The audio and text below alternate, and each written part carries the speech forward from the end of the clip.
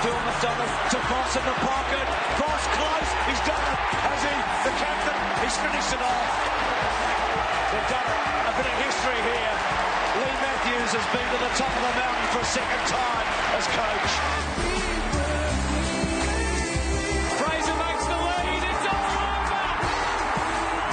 The Brisbane Lions are premiers again. They have gone back to back. Here it is. The Brisbane Lions have done it. The Hawks, the Bombers, the Crows. They couldn't do it in the 80s and the 90s. But the Lions have gone back to back to back. Become the greatest side of the modern era. So can it be for the Hawks? One of the toughest men, one of the best we've seen play the game in the era. Michael Voss, welcome. Good to be here. How easy is it to drift back into those moments? Oh, they're always special, especially when you look at on the eve of a grand final and all those magic moments that you're a part of, and just MCG, it's what it's all about. It's your stage, it's your theatre as a footballer, and you get to put it on show tomorrow. Can you keep the three flags separate, or do they blend into one over the years? I think they blend somewhat into... they're all very different in the way. You know, the first one was very much euphoric. You've got that euphoric feeling that you finally won your first. Our second was somewhat relief in that we won it, but it was this...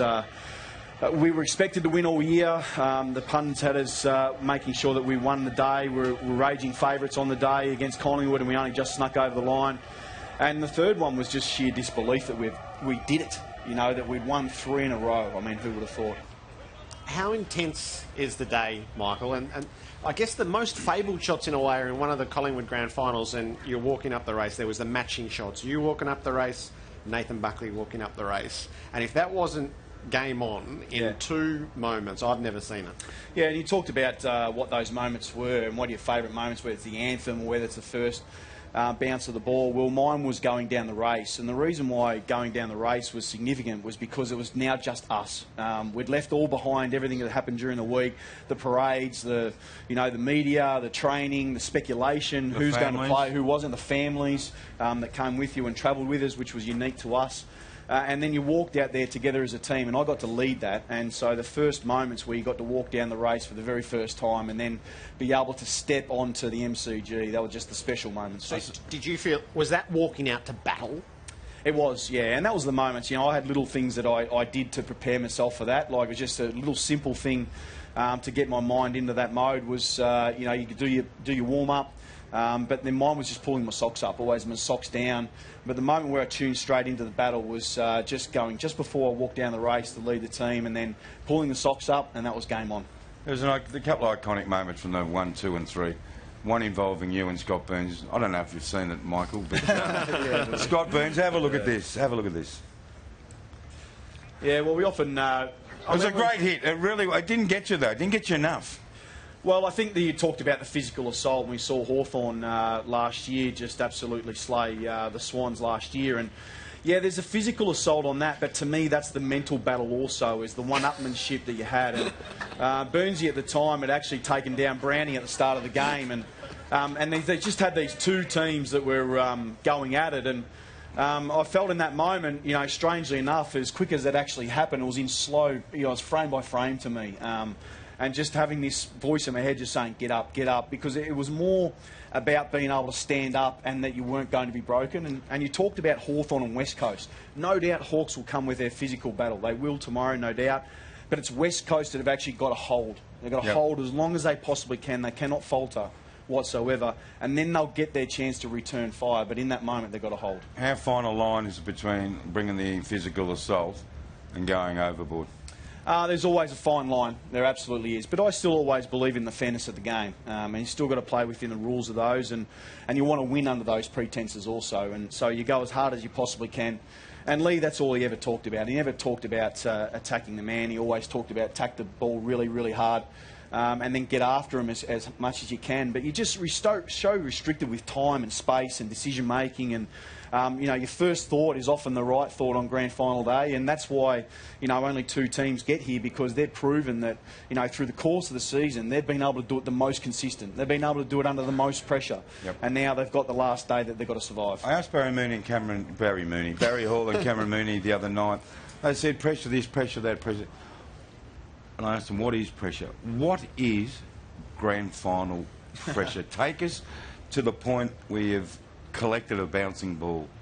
Tell me about the pressure. Well, I think the pressure starts during the week, Robbo, just for the sheer fact that there will be a result. And early in the week, it starts with real just enthusiasm. You're just so excited about it. And then once you get into Melbourne, we flew into Melbourne, similar to what West Coast done, it dawns on you that, hang on, all of a sudden there's a win and loss at the end of that.